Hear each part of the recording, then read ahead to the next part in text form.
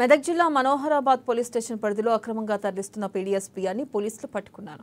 హైదరాబాద్ వైపు నుండి నాగపూర్ వైపు అక్రమంగా తరలిస్తున్న పీడీఎస్ బియ్యం గల లారీని మనోహరాబాద్ పోలీసులు విజిలెన్స్ డిపార్ట్మెంట్ అధికారులు అదుపులోకి తీసుకున్నారు.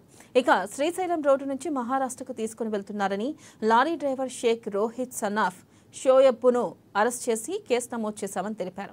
ఇక లారీలో సుమారుగా 300 క్వింటాల పీడీఎస్ రైస్ ఉన్నాయని, ఈ రైస్ను సేఫ్ కస్టర్డ్ నిమిత్తం తూప్రానికి తరలించడం జరిగిందని వెల్లడించారు. పరిధిలో గల కూచారం గ్రామ పంచాయతీలోని హెచ్పీ పెట్రోల్ బంక్ వద్ద అనుమానాస్పద వెహికల్ ఉన్నదని తెలియక విజిలెన్స్ డిపార్ట్మెంట్ మరియు పోలీస్ డిపార్ట్మెంట్ జాయింట్గా ఆపరేషన్ చేయగా అక్కడ పీడీఎస్ రైస్ మనం శ్రీశైలం ఏరియా నుంచి అంటే అక్కడ ఎగ్జిట్ పాయింట్ నుంచి ఎక్కి టువర్డ్స్ మహారాష్ట్ర సైడ్ వెళ్తున్న వెహికల్ని పట్టుకోవడం జరిగింది. సుమారుగా 300 క్వింటల్ పీడీఎస్ రైస్ ఉన్నట్లుగా తెలుసుకోవడం జరిగింది. వాళ్ళని వెంటనే లోకల్ సివిల్ సప్లై వాళ్ళకి ఇన్ఫర్మేషన్ ఇచ్చి వాళ్ళు వస్తే వాళ్ళకి హ్యాండ్ ఓవర్ చేయడం జరిగింది. వాళ్ళ పిటిషన్ దరఖాస్తు ఇచ్చిన తర్వాత కేసు నమోదు చేసి దర్యాప్తు చేయడం జరుగుతుంది. ఈ పీడీఎస్ రైస్ ఎక్కడి నుంచి వస్తున్నాయి, ఎక్కడ వెళ్తున్నాయి, దీనికి సంబంధించిన వ్యక్తులు ఎవరు, దీన్ని సప్లై చేసిన వ్యక్తులు ఎవరు, మొత్తం చైన్ బయటకు తీసుకుని వాళ్ళ మీద తగిన చట్టపరంగా చర్యలు తీసుకోవడం జరుగుతుంది.